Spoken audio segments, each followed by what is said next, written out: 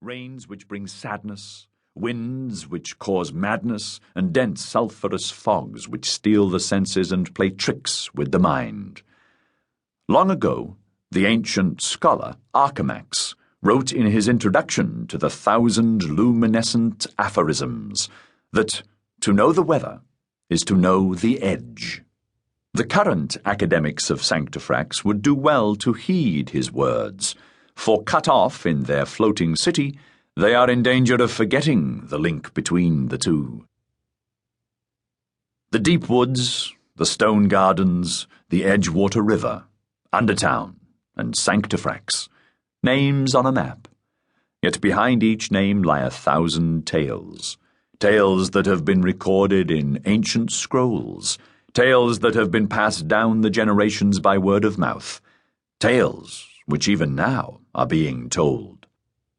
What follows is but one of those tales. Chapter 1. Open Sky. Out in the vast cloudscape, a lone skyship in full sail cut through the thin air. Ahead, at the end of a rope tether, a gigantic bird flapped its mighty black and white wings as it led the ship ever further into that place of terror for all the creatures from the edge, open sky. "Weather vortex straight ahead," the small oak elf shouted from the catenest at the top of the mainmast. His voice was shrill with fear. "And it's a monster!" Down at the helm of the Edge Dancer, a young sky pirate captain in a hamel-horn skin waistcoat raised his telescope to his eye with shaking hands.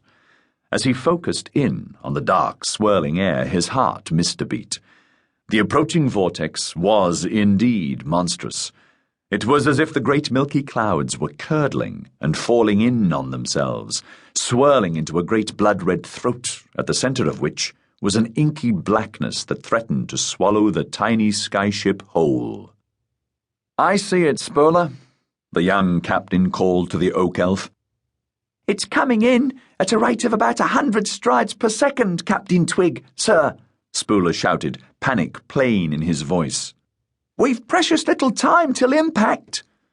Twig nodded grimly. Already the currents of air around them were beginning to spin unpredictably. They were passing in and out of great banks of cloud, plummeting as they went in, soaring up again as they emerged on the other side. With the binding tether taut, the caterbird continued its steady, relentless flight. "Surely this is madness," complained the wiry, weasel-faced quartermaster in the gaudy, brocaded coat. He pulled the large tricorn hat from his head and wiped his sweaty brow. "It's heading straight for the vortex." "We must follow where the caterbird leads, Sleet," Twig shouted back. But, stuttered Wingnut Sleet, his voice a thin whine. "Sleet," Twig called back, "we are all in this together. Just make sure those tolly ropes are securely cleated." Muttering under his breath, the quartermaster went to do the young captain's bidding. On the lower deck, he found a heavy, flathead goblin clinging to the rigging, its eyes white with fear. "Nothing to worry about, Bogwit," Sleet said through gritted teeth. "If our young captain really does believe that great scraggy bird can lead us to his long-lost father, rather than to certain death in the heart of the vortex, then who are we to argue?" "Who indeed?" shouted a stocky figure with the telltale flame-red skin and hair of a Deepwoods slaughterer. "You signed on with Captain Twig just like the rest of us. And I reckon, just like the rest of us, you saw something special in him, like he saw something special in each of us. We're the chosen few, we are, and we'll see this through to the end." "Yes, well," replied Sleet uncertainly, "the end seems rather closer than I'd expected."